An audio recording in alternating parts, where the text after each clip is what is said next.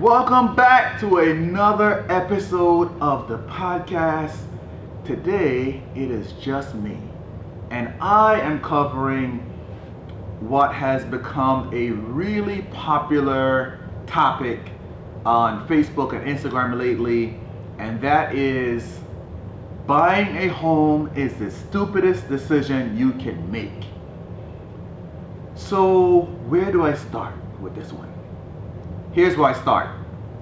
This statement is complete bullshit.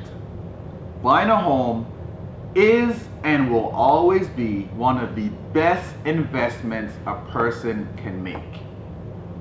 Let's talk about the two influencers that are throwing around this notion and go into a little bit more details.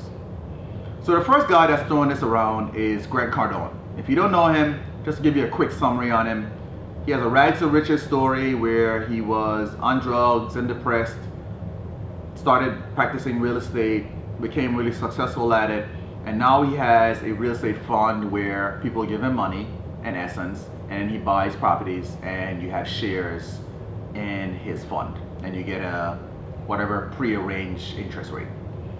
So his big thing is buying a property is stupid because if a property doesn't give you money, then it doesn't make sense to invest money in it. Please help me to understand how it makes sense for someone to rent a property for 54 years.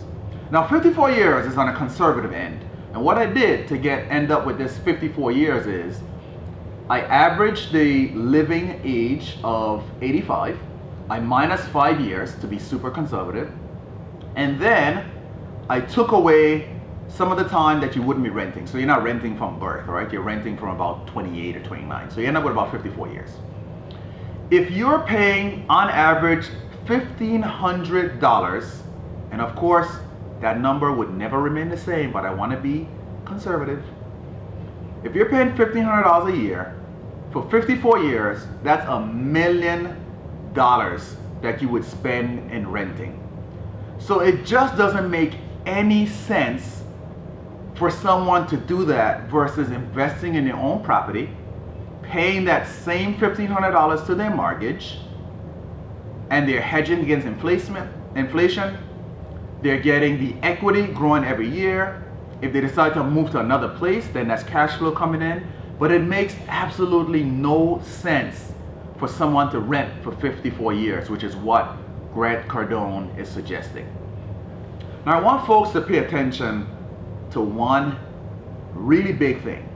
Grant Cardone has a real estate investment fund. At the end of every single video, they're the same words: invest your money with us. So his big spiel is to have folks not invest their funds in buying homes because he wants you to invest those funds with his fund. Yeah? If that doesn't make sense, please rewind this talk so that you can hear that over again. But his interests are completely self-directed in that he doesn't want you to invest those funds in buying your home when you can invest those funds with him. That's just clean cut, the end of it. There are many more things I can tell you to disprove this nonsense that he's pitching around, but it never makes sense in any scenario to rent a place for your entire life. It is complete bullshit. Now the other guy that's saying something similar yet different is Gary Vee. Now Gary Vee is my boy. I love Gary Vee. I listen to his podcasts and videos every day, at the very least every single day. He really has some great information on there, very motivational.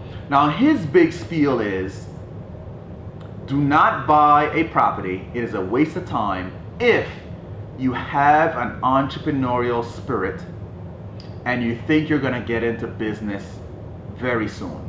So his take on buying a home is very different from Grant Cardone. Grant Cardone is simply saying, you should never buy a home, it's stupid, I'm renting, I'm always going to be renting. Now what a lot of people miss about what Grant Cardone is saying is, what he typically does is he owns the property He owns the property on an LLC that he owns, and then he pays himself rent. This is a very creative strategy that people use with the help of their tax attorneys and their CPAs to minimize the amount of taxes that they pay. That's the part that he fails to highlight, but that is what he does. Essentially, almost every place that he claims he rents, he actually owns them. He owns the LLC that owns the property. But he's negating to tell you that because he wants you to take your $10 and $15 and $20 and $50,000 and put it into his fund versus using that as a down payment for your property. But anyways, back over to Gary Vee. So Gary Vee's big spiel is you shouldn't buy a property if you're going to start a business. And I can relate to what he's saying because in essence, what he means is if you plan on starting a business, every dollar is crucial. And if you're going to take $15,000, $20,000, $50,000, $100,000 and use as a down payment, that is seed money that you can use for your company. Now that to me makes a whole lot of sense. My only area of advice for that is don't take too long to eventually buy a property. So nothing's wrong with prolonging the amount of time that you'll take to buy the property, but eventually you should definitely want to buy a property. Again, a property is the single best investment that you can make as a young adult. The sooner, the better. So on average, based on the most recent statistics, people are keeping their homes for 7 to 9 years. Now, this isn't the advice that I would give, but these are the statistics. On average, those folks that keep their property for 7 to 9 years have been selling and making a profit of $61,000 or 32% rate of return based on their down payment. Let me let that soak in for a minute. So you invest, let's say, $10,000 to buy a property, you keep it for 9 years, you sell it, and you net $61,000 on average from that sale. Please explain to me what other investment you can make that you can live in, have it appreciate the entire time that you're living in it, sell it, and make that kind of profit. Real estate is the only thing. In one of my previous podcasts, be sure to check it out. I spoke a lot on bonds and stocks, which can be very risky. You're basically giving your money over to a company and hoping that they make the best possible decisions to help your money grow and you receive some of the dividends from the funds. Real estate you can control. It is a low risk investment, especially in this area. Very low risk. We have great returns. We have a great tenant pool if you decide to rent a property. And another big thing that people try to get you with is, well, don't buy a property because then you'll be stuck in that area. Why would you be stuck? When you buy a property, there's no anchor place to your ankle tied to that property when you buy it. You can still move wherever you want, whenever you want, and simply rent the property out. So that is a really, really common misconception on buying a property. You're not anchored to the property. If you live in a great market, buy as soon as you can. If you happen to move out of that market, it's fine. Rent it. Rent it, rent it, rent it. My big advice for anyone right now is if you own a property and you're moving out of the area, rent it. The only reason why you should consider selling that property is if you need those proceeds to buy another property, maybe a bigger property in the area because your family is expanding, or you're moving to another area where the prices are very high and the bank is telling you, hey, you need to get rid of that other one so we can loan you more money. Those circumstances I understand. But otherwise, it makes absolutely no financial sense to not buy, first of all, and secondarily, to sell because you're moving and you feel like you're anchored and you don't want to be bothered with the property. There's always property management, folks. There's no secret. Property management exists for this exact same reason. Don't want to deal with pesky tenants? Get a property manager.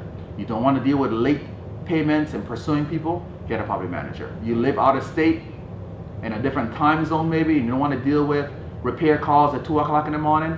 There's property management for that. Great thing about property management is it is tax deductible. It takes all the headache out of being a landlord. You simply sit back and get checks in your account. Anyways, that is my 2 cents on these folks going around discouraging people not to buy properties. It makes absolutely no sense. Do not be persuaded otherwise, my friends. Buying a property still has been and will always be one of the single best investments you can make in your life. Thank you so much for tuning in. This one was a very short episode / venting. But I hope you found the information helpful, and I will see you on the next podcast episode.